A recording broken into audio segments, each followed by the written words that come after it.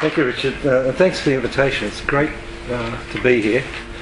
So before I go on for the main narrative, I just pulled in 2 slides from a talk I gave recently elsewhere, and this is taken from the National Institutes of Health website. This is the decline in the cost of DNA sequencing per human genome over the last decade or so.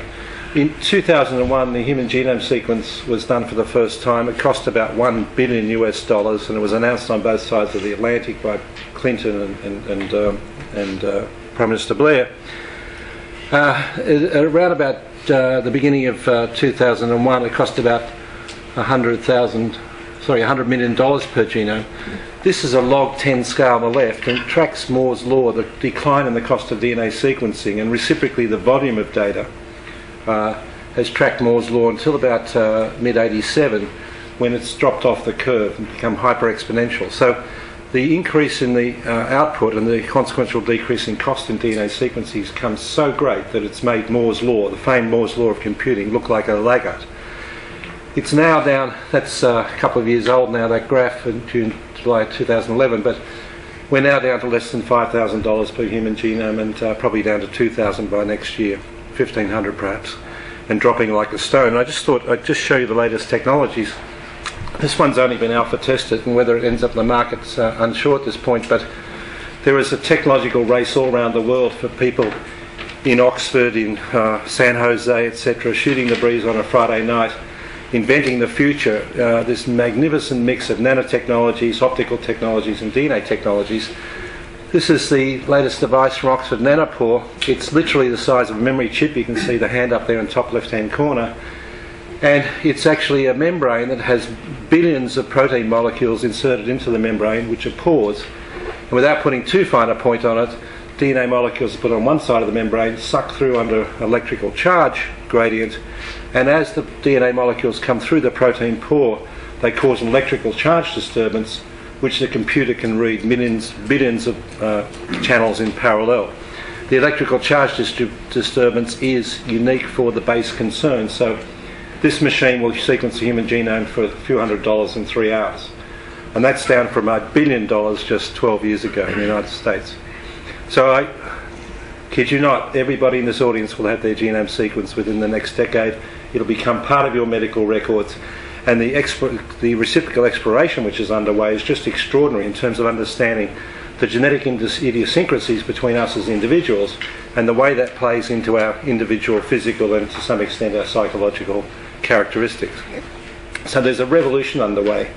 And what you'll see throughout my talk is that we've used this sort of technique to get under the hood of what's really going on in the human genome and the way the DNA that we inherit from our mums and dads actually programs the ontogeny of a single cell of fertilization to an organism of 100 trillion cells that walks and talks.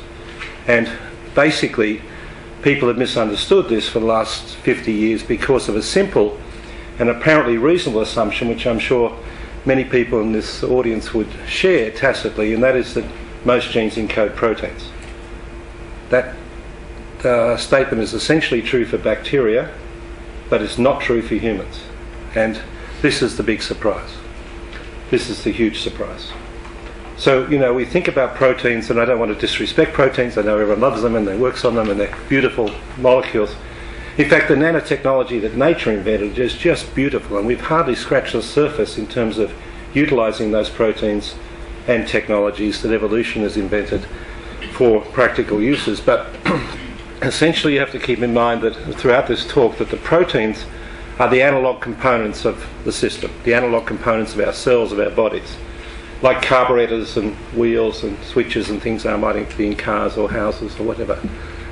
But behind this, there's an extraordinary amount of information, which actually, by the way, scales quadratically with integrated complexity, and that's a scaling law of mathematics that people haven't really taken much notice of, that the more complex the organisation, the entity, more functionally integrated complexity, there's a quadratic or n log n, we haven't quite worked out what yet, increase in the overhead required to organise that system. So if you think about, I used to show a cartoon called IKEA Takes Over General Motors, and the picture shows a car with all its parts on the floor. So you think about if you want to specify a car or a Boeing 777 jet, you not only have to specify the component parts of the system, in our case that's the proteins, but also how they're put together in 3 and 4 dimensions. So back in the Boeing factory in Seattle, there's not just specifications of each of the parts in a Boeing jet, but also presumably millions of lines of code or pages of manuals as to how and what order to put these parts in to create a functioning object. So what the biochemists have misunderstood from the beginning is that there are actually 2 components required to put together a human together, the parts and the instruction set to put those parts together, and they confuse the 2. Not surprisingly, because things were different back in 1950. So I like to start my usual seminar with a picture of this lady. This is her, Barbara McClintock, which I hope you've heard of, and if not, you should.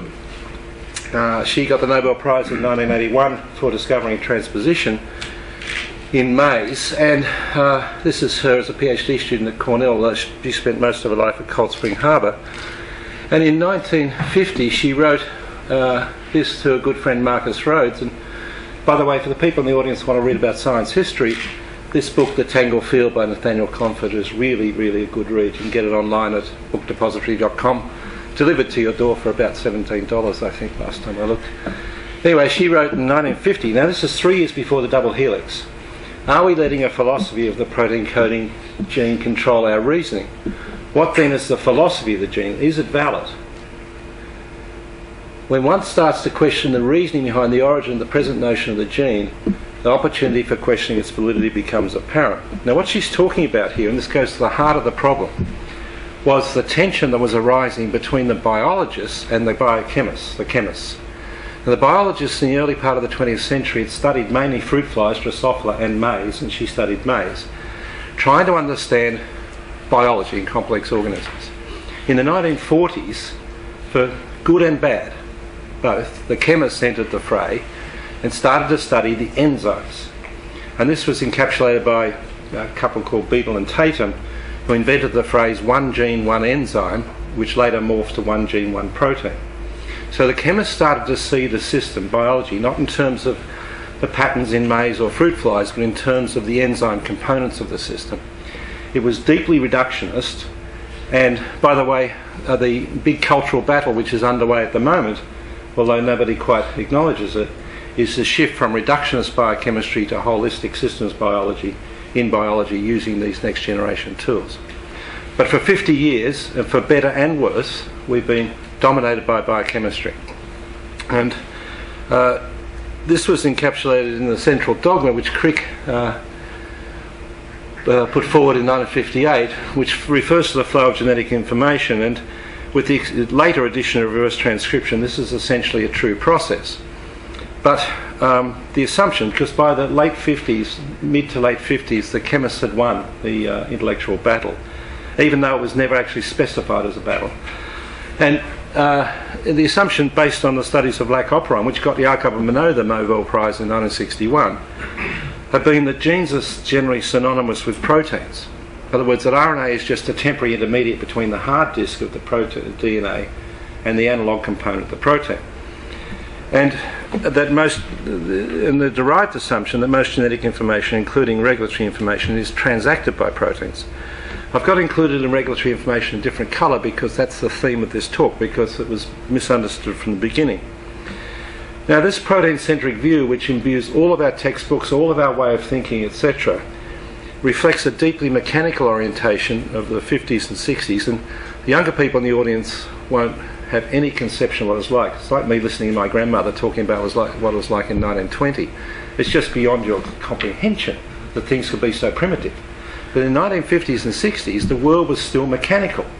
It was bicycles and smokestacks. Nobody had thought about information transaction, encoding or anything else. It was deus ex machina. Things were made of parts, and if we studied the parts, we'd understand the machine. That's the zeitgeist of molecular biology and the zeitgeist of the age. Now, this protein-centric assumption that all genetic information, despite Barbara McClintock's warning, and we'll get back to her at the end because it turns out she was right, and I'll get back to her in the brain.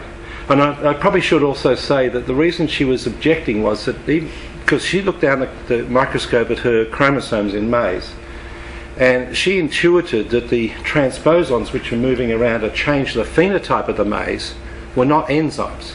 She couldn't put it any more clearly than that, and she didn't really prevail because even though she was extraordinarily bright, she didn't suffer fools gladly, and she was a very turgid writer.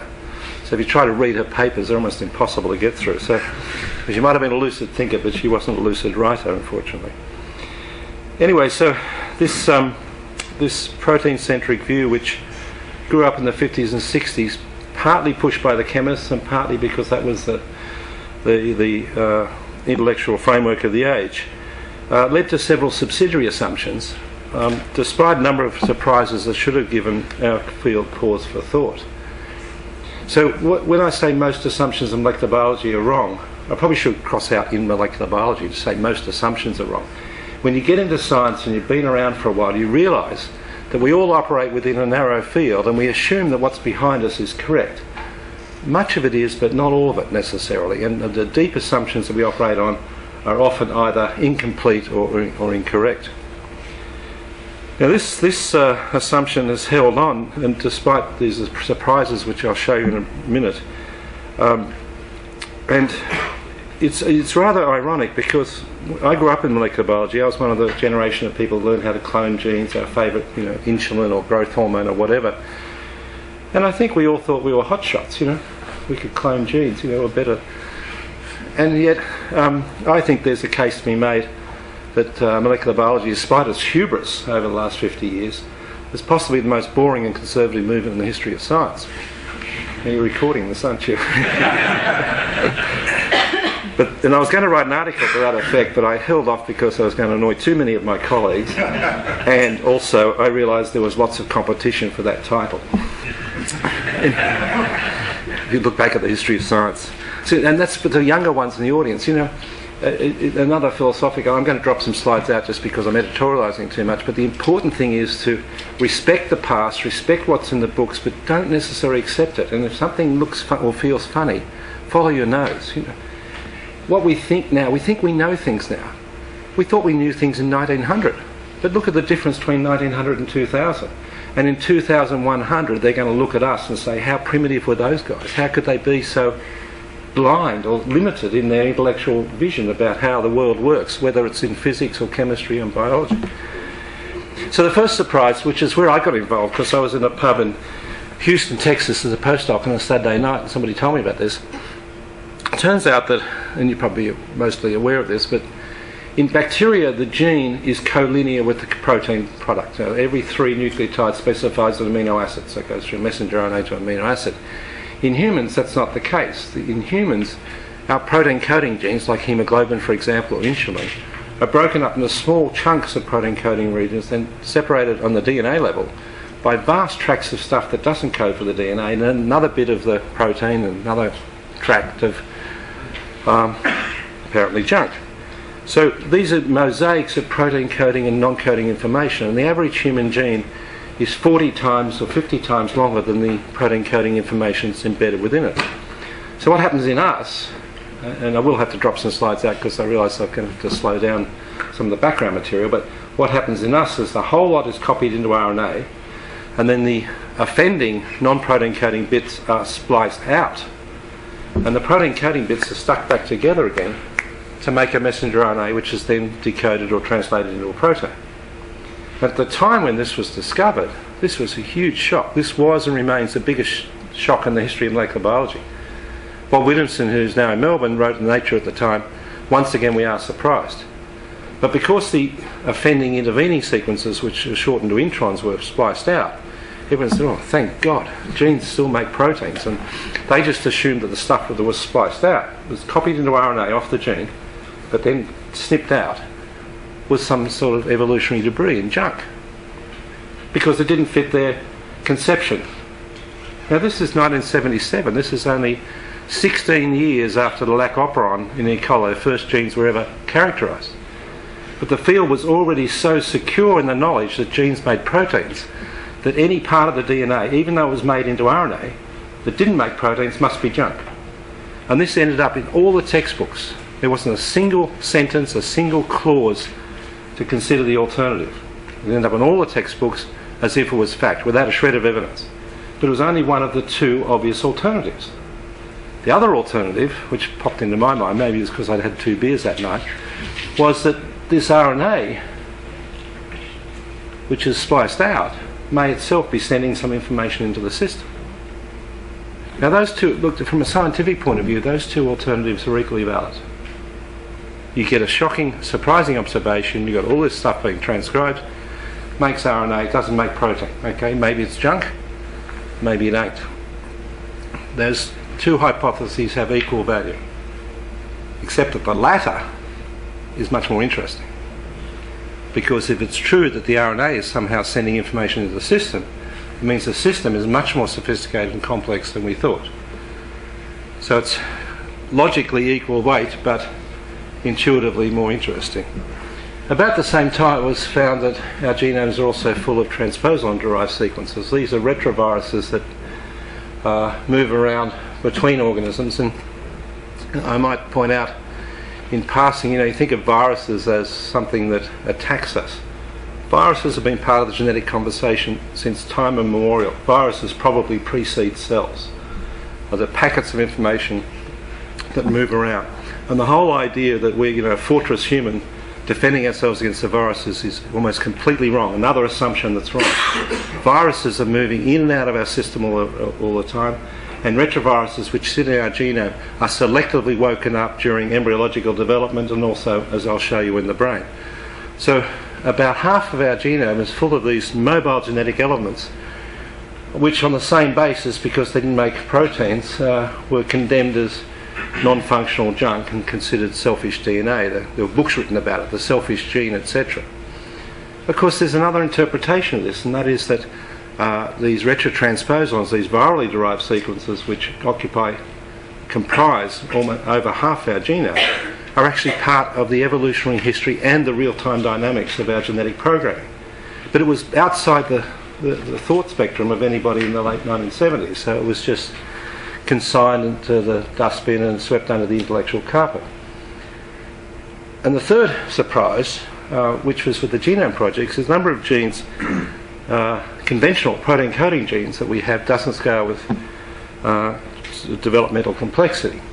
And again, the intellectually lazy, facile explanation of this is that, well, if gene regulation is combinatorial, and you have, say, 1,000 regulatory genes or proteins, then the 1,000, and it's combinatorial, therefore it scales something like factorially, the number 1,000 factorial is bigger than the number that any computer can calculate. Therefore, more than enough regulatory complexity to program a human or a worm, and we don't have to worry about it anymore. We can go back to studying our favourite transcription factor or enzyme.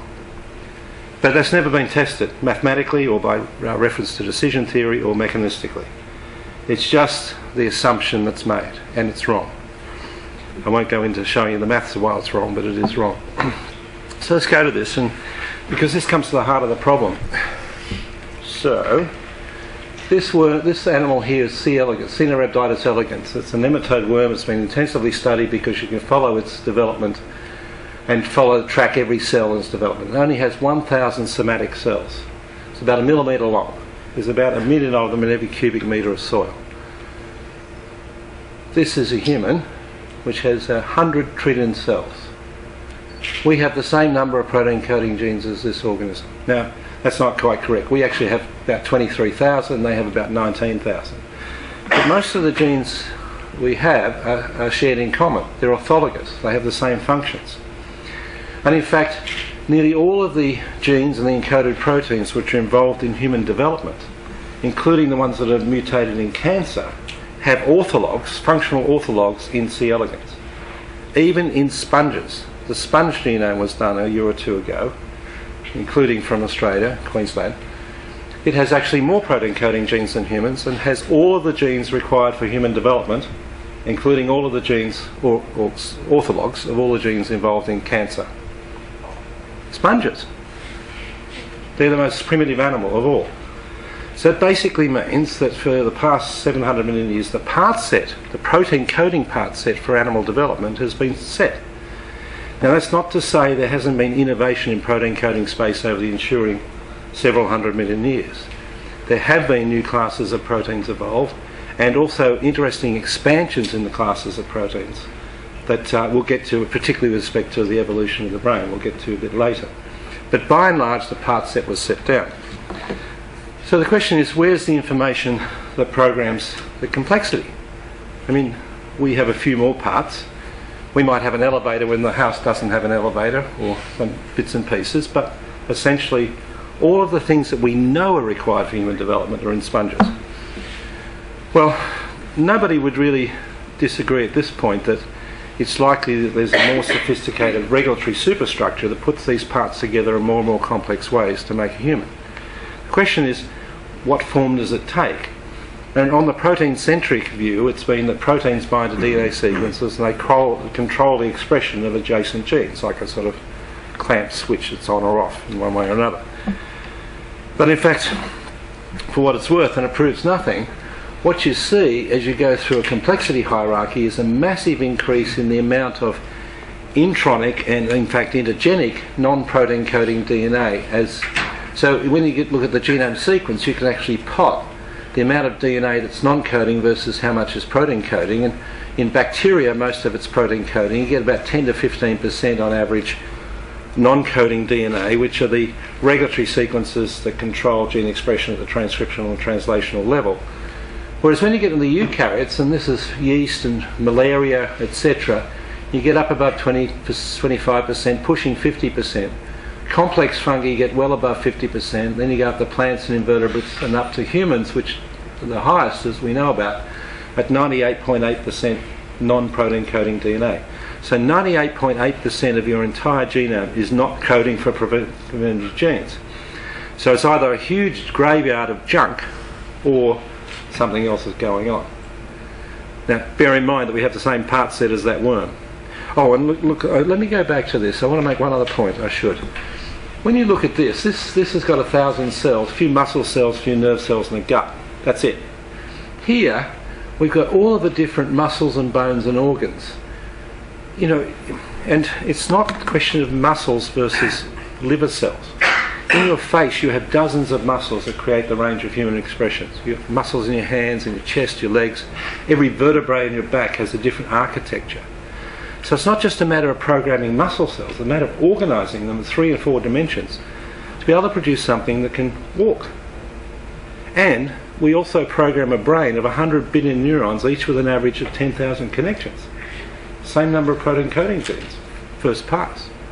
So clearly it's got to do with, well, the imputation is it's the regulation. You see this massive blowout in the non-protein coding sequences.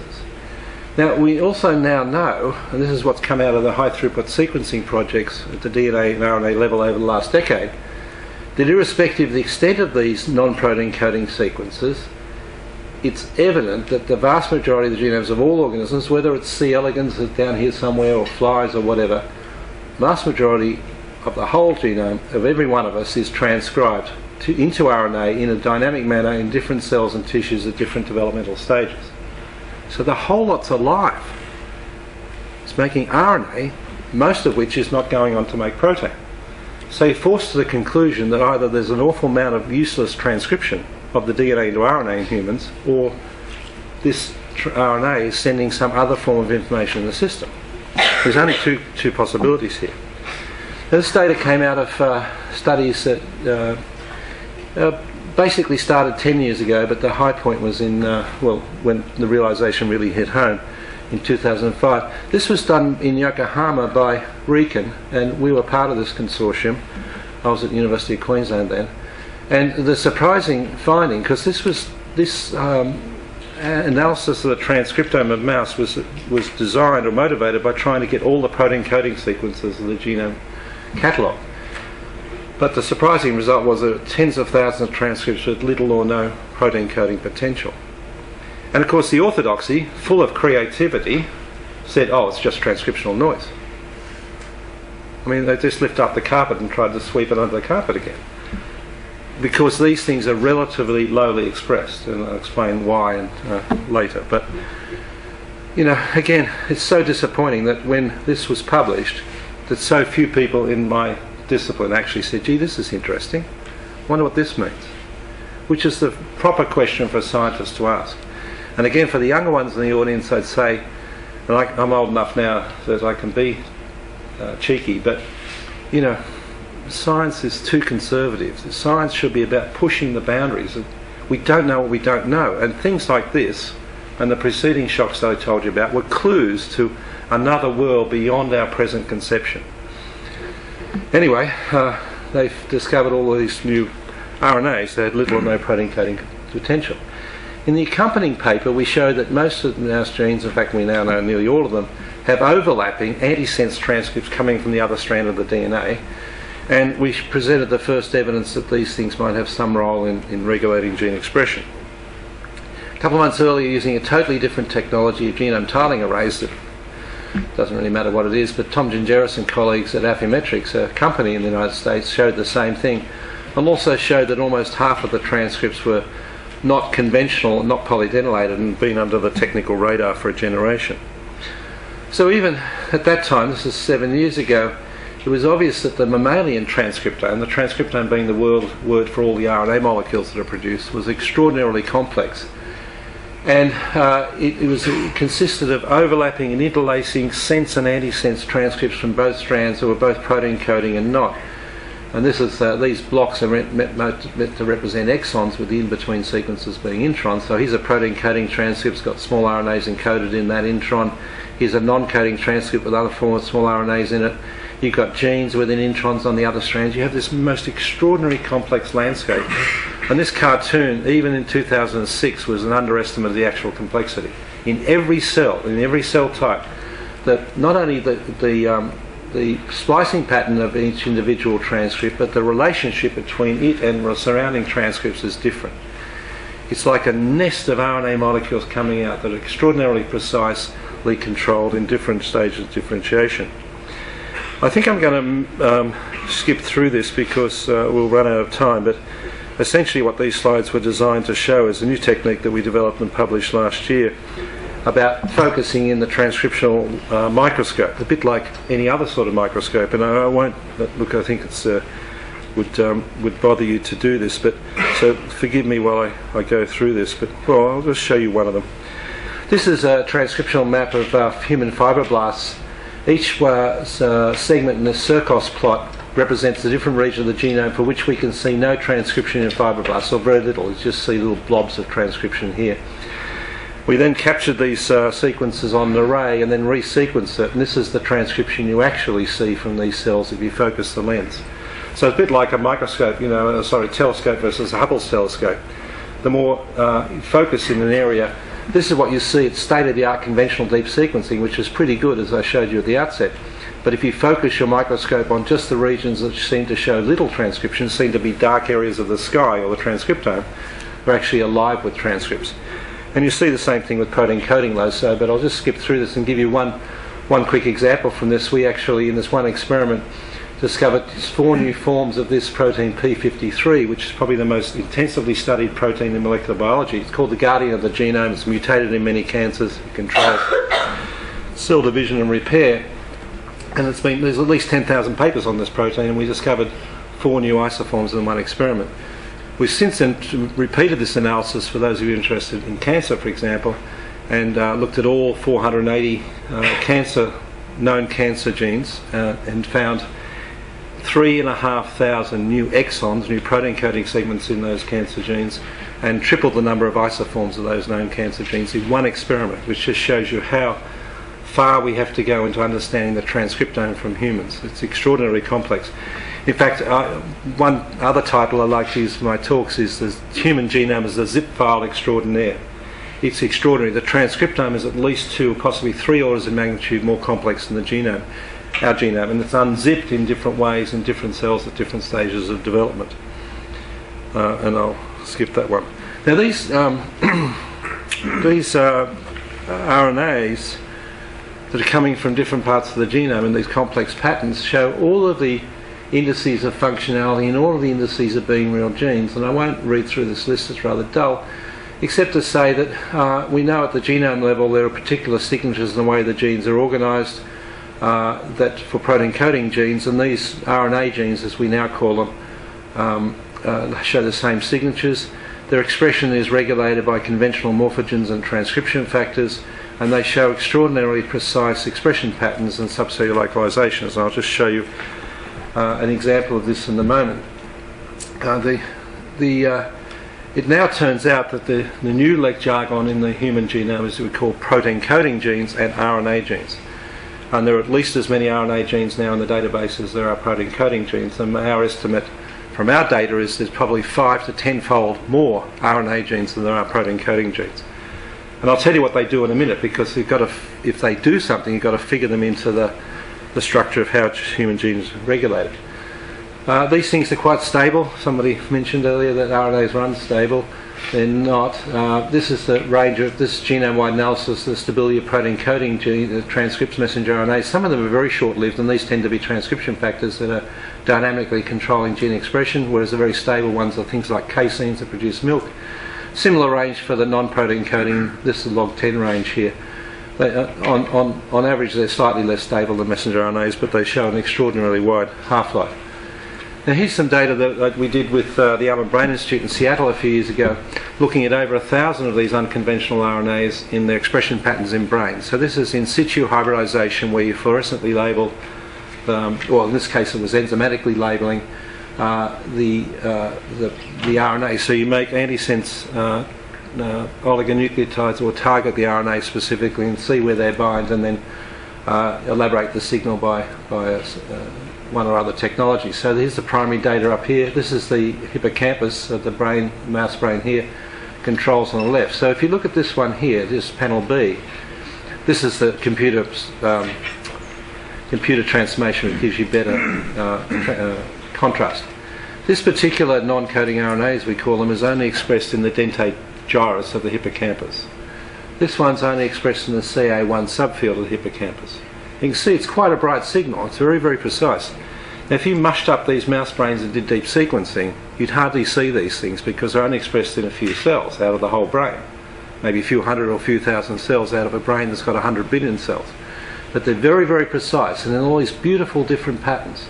Here's the cortex, and you see these things being expressed in different layers of the cortex, and this is the cerebellum, and the resolution here is not good enough, but these are just beautiful patterns, either in the Purkinje cells or layer of cells under the Purkinje cells, etc. And on average, it now turns out from these and other studies that the expression of these unconventional RNAs is far more precise on average. There are exceptions both ways, but on average than protein coding genes. These things seem to be specifying cell types much more precisely than the protein coding genes are, which tend to be the components of the system, of course. We looked at over 1,300 of them. Most are expressed in brain. I might say, just to lighten the mood a bit, that the only tissue in the body that trumps the brain for transcriptional complexity, who wants to make a guess? It's not muscle, it's not liver, it's not lungs, it's not bones. Brain? Testis. Now there are good evolutionary reasons for that, but I'm not sure we'll have a chance to get to it. But it's always worth remembering when you want to pull a factoid out of your pocket in a dinner party or something that, sorry ladies, that ovary doesn't match it. It's just the testis. Look, we might actually, if you're interested, we can get the reasons for it, because it's really fascinating. Basically says that evolution has shifted its focus to the testis from the progeny because of limited progeny sizes in the mammals, because we've lost our evolutionary searchability, because the evolutionary algorithm is that you generate variety in test. So if you've got 10,000 tadpoles, then selection can work on a rather big population, short times. But mammals, we've traded cognition for reproductive volume, so we have much greater reproductive success. Now have only 10 to the 1 progeny with much longer generation times. So our ability to search evolutionary space and to evolve has come to a screeching halt, which increases the selective value of secondary strategies to optimise our ability to search the space. So I might say that the current ideas about evolution are wrong. It cannot work the way it says to work, in the sense of random mutations being random and being selected. It just cannot, and you can't reproduce evolution in silico as computers blow up. So it's almost certain, at least in my mind, sorry to go off the track here, but it's almost certain in my mind that in our evolution, strategies have evolved to optimise the search space, and that if they've been realised, then we must be the beneficiary of those strategies. And so it's almost certain that mutations are not random. In fact, the mutational patterns, both the nucleotide and transpositional levels, are not random. People thought that was not worth worrying about because it was all in the junk anyway, but in fact it looks like we've optimised our search. And for those of you interested, there's a whole branch of mathematics that understands that this problem of searching complex space blindly blows up into an exponentially impossible problem. So there's a branch of mathematics called parameterized complexity, which deals with how you search complex spaces. But you can bet your bottom dollar that our evolution probably got there ahead of us, but that's off the track. The brain has a lot of this stuff, which makes intuitive sense because our brain is the most complex organ of all. So you see these very precise expression patterns for these unconventional genes, and they also show very precise subcellular locations. This is in Purkinje cells. Some of them go to the cytoplasm. Most of them are in the nucleus, and I'll talk about that a bit more in a minute. Some of them show very unusual patterns. This is a bipolar structure which only occurs in the Purkinje cells in the brain. We thought this was centrosomes, but it's not. This is a unknown subnuclear organelle which only occurs, as far as we know, in Purkinje cells, as being decorated by 2 of these RNAs. So there's a PhD thesis right there to work out what that is. Some of them are in these multiple foci, which are paraspeckles, and some go into the neurites. So in fact, we and others have shown that some of these are important components of mammalian cell biology. So this particular one, with this funny name, is actually induced in differentiation of all cells, not just muscle cells, and form the essential structural and functional components of an enigmatic subnuclear organelle called paraspeckles. Now the paraspeckles only occur in mammals, and they only occur in differentiated cells. You don't see them in stem cells. Nobody knows what they do. They're not in birds, but birds have muscles and livers and brains of sorts. So what are these things doing? Why do mammals have a differentiation-specific subnuclear organelle? The answer probably is that these things are reservoirs of edited transcripts, and we'll get to them later, and that'll make more sense to you then. Also, there's this other one was discovered by this Japanese group, which constitutes a novel nuclear domain in a subset of neurons. So in particular neurons in your brain, this non-coding RNA gives you this pattern in the nucleus, which is apparently, this word is Japanese for this pattern, gamafu. And it turns out these are a modified form of spliceosome that control the processing of the transcripts to make the protein expressions. And in conjunction with Shinichi Nakagawa and Seth Blackshaw at Hopkins, we've just shown that this thing actually is involved in activation-induced splicing pattern changes. So when nerve is activated in your brain during neurogenesis, this RNA is destroyed, the splicing patterns change, and it actually binds to proteins that have been known to be associated with schizophrenia, and the splicing-induced changes are actually quite typical of what you see in schizophrenia. So these are whole new areas of mammalian cell biology and neurobiology are coming out in this. Over the last decade or so, we've shown that these unconventional genes that produce RNAs but not proteins are dynamically controlled in all differentiation and disease processes. We've looked at embryonal stem cell differentiation, T-cell activation, muscle, neuronal differentiation, and even memory development and melanoma. And I'll show you 2 quick examples of these 2 here. So what you do is look at the differential expression patterns of these things, and you can actually then isolate the ones which are changing most during these differentiation profiles. In this case, we're looking at mammary development, and we looked at this one here, which is antisense to an important protein coding gene on the other strand.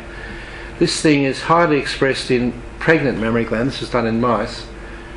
Turned off during lactation. Keep this in mind. I'm going to show you some biology now just to give you some substance of these transcripts, and then turned back on again in weaning. So it comes off in lactation, comes back on after the pups are weaned.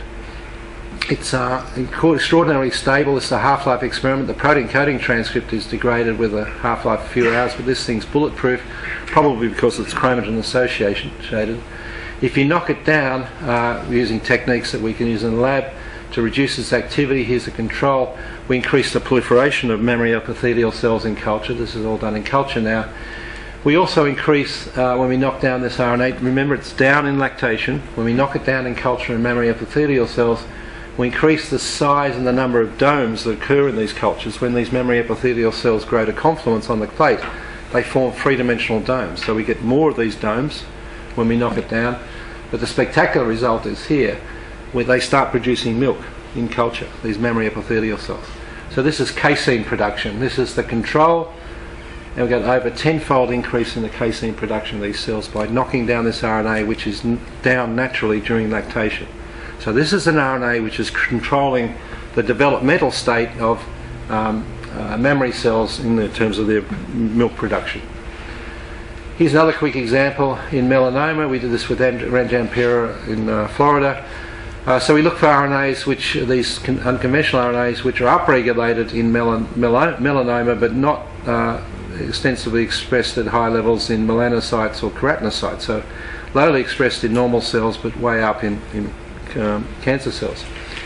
So this thing actually illustrates another point. These things just, and then we talk about long RNAs here. This one's relatively short. It sits in the intron of this protein coding gene on the other strand. It's not conserved, but is actually only conserved within primates. So you see a lot of very rapid evolution of these RNAs with respect to adaptive radiation in different species. The protein coding part set is relatively stable, but this regulatory architecture is quite plastic and evolves very quickly as species evolve, and has different structure function constraints to proteins. I'll make another quick point. When you do the secondary structure prediction of these RNAs computationally, and this one has a very, very highly robust secondary structural prediction, you make two quick points. The first is that RNA is not a wavy line with A's on the end of it like you see in the textbook. It's actually a very, very complex molecule that can form hydrogen bonds on all three faces, the Watson face, Crick face, the Hoekstein face, and the ribose face, because of the 2' hydroxyl. So most of it's folded up into these very complex structures, which we think are actually domains which bind generic proteins to take them to their targets of action. They also have open regions which can then interact in a sequence-specific way with target RNAs and DNA. Think of your credit card. You know, if you go on Amazon, you go to bookdepository.com to order the Tangled Field about Barbara McClintock, you'll put in a credit card number and the product number, and that just goes to a target, and then you get an analog deconversion event. So in real space, it's all analog. Proteins have to do the jobs. But as I'll show you, these RNAs are actually guide molecules that take generic enzymes to their sites of action in very, very precise ways during human development. If you knock this one down with conventional techniques, I won't go into how we do it, you can reduce the amount of invasive purple melanoma cells in culture. Here's the quantitation. In this case, we can also ectopically overproduce the things, and we show that now if you knock it down, you reduce the invasiveness of these melanoma cells in culture. If you ectopically produce it, increase the expression, here's the control and here's the overexpression. You rapidly increase the invasiveness of these cells. So this RNA is controlling the invasiveness and motility of these cells. I should have explained this assay here, that's an invasion assay. This one is where you scratch the cells on a dish and watch how quickly they grow back over the wound. So that's the control and that's the upregulator. So here's another RNA which is controlling basically the metastatic behaviour of these melanoma cells in culture. And there are other RNAs which have been shown to do this. In fact, as of now, there are about 400 of these RNAs that have been mucked around with experimentally and shown to have biological effects. And they seem to be controlling the state of the cells and the behaviour of the cells. So they're not enzymes, but they're actually controllers of the cell state, and I'll explain how that happens in a minute. It comes from this data here. We're looking at the expression of hundreds of these RNAs during embryonal stem cell differentiation in culture, something we did a few years ago, and you see them turn down or turn up as the cells differentiate. This crossover point here is called primitive streak formation, which is an early event in embryogenesis. We concentrated on this one here, EVX1 antisense, which is antisense to important genes involved in development. So this EVX1 transcript here, you can see the exon structure with the thin lines being the introns, is a protein coding gene that's known to be controlling development. The antisense RNA is actually on the other strand and transcribed with a different exon structure coming back this way. And you see the precision of the structure of the genome.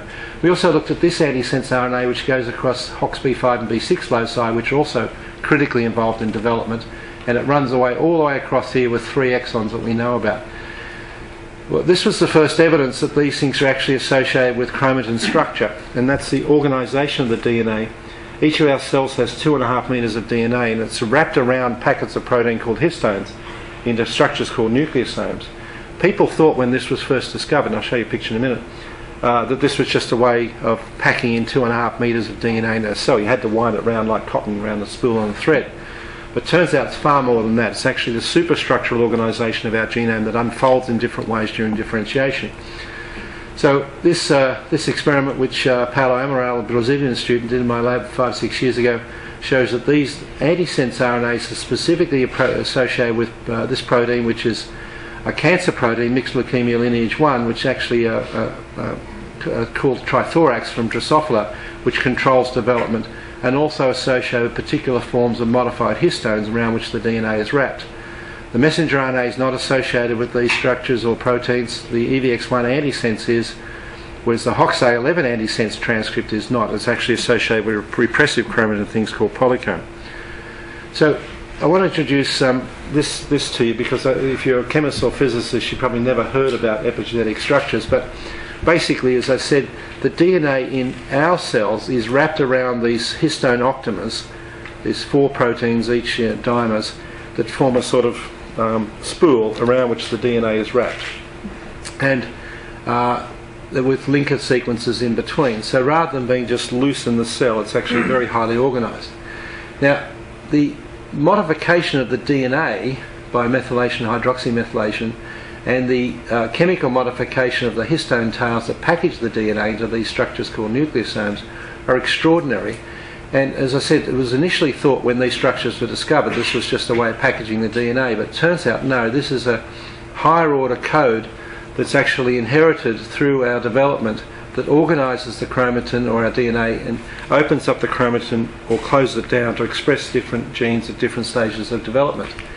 And these so-called epigenetic processes, which is the word used for the superimposition of these chemical marks on the DNA and the structures that it's wrapped around, are central to our normal development. They're also central to our responses to environmental variables and actually underpin the ontogeny of diseases like type 2 diabetes. And they're essential for brain function. If you knock out the enzymes that do these modifications, you can't learn. So these modifications, and this is back to the enzyme idea, are catalysed by a suite of about 60 generic enzymes that impose a myriad of these different chemical marks at literally millions of different positions in different cells at different stages of development. These chemical marks include monomethylation, dimethylation, trimethylation, acetylation, ubiquinylation, phosphorylation, summylation, etc. of the amino acid residues to mark the nucleosomes in different ways. How are we going for time? Running out. So the question is, what determines the site selectivity of these enzymes? What determines the positioning of the nucleosomes? Is that important? And what's the molecular basis of the epigenome environmental interactions? And the answer to all 3 of these questions is this massive hidden layer of RNA that's actually the guide molecules that take these enzymes to their sites of action to decorate individual nucleosomes and genes at different stages of differentiation development. So when we're first fertilised as a single cell, and then the cell starts to divide, it's asymmetric, it has to be asymmetric, it's running a program and it's feed forward. So every cell division there's a bunch of RNAs being produced that produce proteins, but also producing regulatory RNAs which are controlling the organisation, the patterns of gene expression in the subsequent cells. And think, you've got to put 100 trillion cells in the right places with extraordinary precision. And you know it's a robust process because if you have an identical twin, they look the same as you. So if you're on the same program twice, you get the same outcome. It's incredible. From a single cell. You know, and you can't have fingers sticking out this way because it doesn't work. You know, this is an incredibly precise and robust program using a set of relatively common components that go way back into metazoan evolutionary history to produce more and more complex arrangements of cells and organisms, tissues that creates a human. Now, I think I'll skip through the next 3 because it's probably a level of detail too much for the audience, but this has been shown by other people working in other genes, I'll leave through that, and been shown big time that most of these RNAs, this is a publication from our friend John Rinnett at Broad, looked at 3,300 of these things, showed that 20% of them are bound to polycomb, which is a chromatin modifying complex that's involved in development, and others are bound by other chromatin modifying complexes. So basically it turns out, and I won't read all the way through this, but basically our DNA is not linear, most of it, or exposed. It's actually wrapped into these higher order structures, which are then, and the structure and expression of these of the DNA is controlled by extremely sophisticated and still not very well understood RNA signaling pathways that are bringing generic enzymes in to control the organisation of the structure. So there's another level of code, what's called the epigenetic code or the histone code, is again orders of magnitude more complex than your DNA code. It might be worth just putting into perspective that the DNA, 6 gigabytes that we get from our parents, is only about, as far as I understand it, the information content of the full version of Microsoft Word. But it produces something that walks and talks. And it produces all of these RNAs, which are then controlling the epigenetic superstructure, which is then controlling the next round of expression. So the human genome is the zip file extraordinaire. And only 1.2% of it is actually devoted to the enzymatic components of the system. Most of it is devoted to the extraordinary organisation of the system that controls the ontogeny of a human. Now I'm going to skip through this because it's not, we don't have time. And I want to get to this next thing because it gets even more interesting. And this, I think, will be the future of both molecular biology and neuroscience over the next decade or two.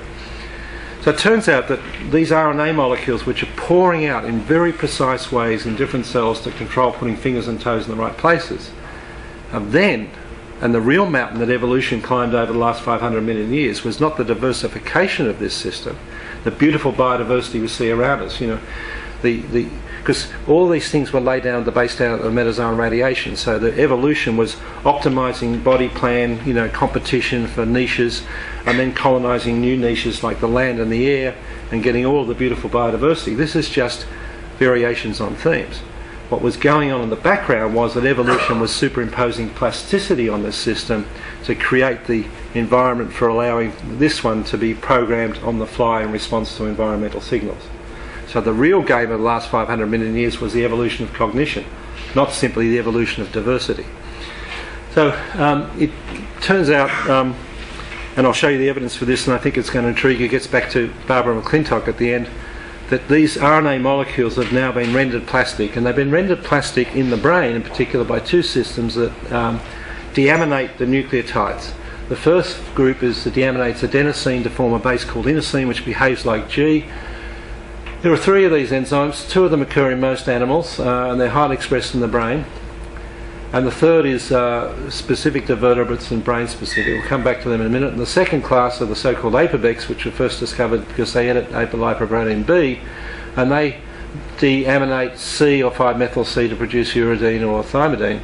There's 5 families of these. They're vertebrate specific, 2 are mammal specific, and one of the mammal specific family expands under extremely strong signatures of positive selection in the primate lineage. So just going back to the ADARs, they were discovered a generation ago by people like me who are cloning their favourite genes. This is glutamate receptor or GABA receptor, serotonin receptor, and these are neurological receptors. And what these people discovered was that the clone for the messenger RNA that was different from the genomic sequence, and it wasn't polymorphism, it wasn't sequence error, there were post-transcriptional changes to the sequence. And they changed the codon and changed the protein sequence, ostensibly changed the structure-function relationships and therefore the physiological properties of the synapse, because these are neuroreceptors. And for a generation it was thought that these were an interesting but very idiosyncratic subset of both molecular biology and neuroscience. Oh yeah, it's editing over there, it's interesting, but it wasn't part of the main game.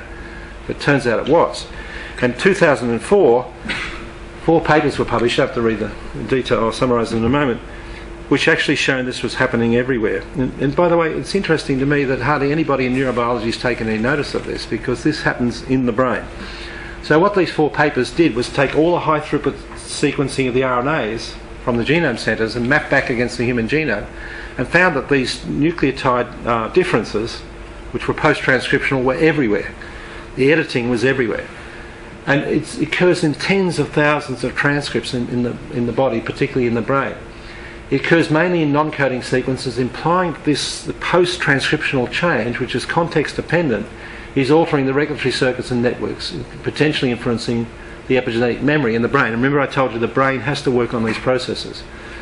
The massive increase in the amount of editing between us compared to other mammals, 35 times more editing in our brain compared to mice. This is per gram, per nucleotide. Our brain is pickled in inosine. Our brain is always changing the RNA in response to context. And most of this occurs in ALU sequences, which are retrotransposon sequences, so-called repetitive sequences, invaded in 3 waves during the primate evolution and now occupy over 10% of our genome. Now everyone just dismissed this as the last transpositional storm to hit the human lineage. It's just another bunch of parasites that have hit our lineage. But there's another explanation, and that is that these things are actually modular cassettes for RNA editing to superimpose plasticity on otherwise hardwired transcriptome. These things also increase during primate evolution. On average, editing is higher in brain compared to non-human primates, and this increase is enriched in genes related to neuronal functions and neurological diseases. There's lots of this in the brain expression, but I'll skip through this. The apobecs are even more interesting. The only one studied is actually this one, which is involved in somatic hypermutation of immunoglobulin domains in B cells and T cells. But I might say in passing, there are massive parallels between the immune system and the brain. And almost all the components of the adaptive immune system, and the adaptive immune system involved in the vertebrates, actually occur in the invertebrates in the nervous system. So it's almost certain, at least in my mind, that the adaptive immune system is a specialised offshoot of a system that first evolved for the purpose of the nervous system, probably to tune receptor interactions in nerve circuits. In any case, the family that expands in the primates is this one. And not much is known about them because they're primates, so they're hard to study, but 2 of them have been studied and they appear to control, back to transposition, exogenous, that's like AIDS, and endogenous retroviral and line 1, which is a retroviral derived sequence, transposition. So again, the assumption, which is wrong, I think, is that these things have evolved just to keep these buggers at bay, to keep the external retroviruses out and to keep the ones that have already invaded our genome quiet.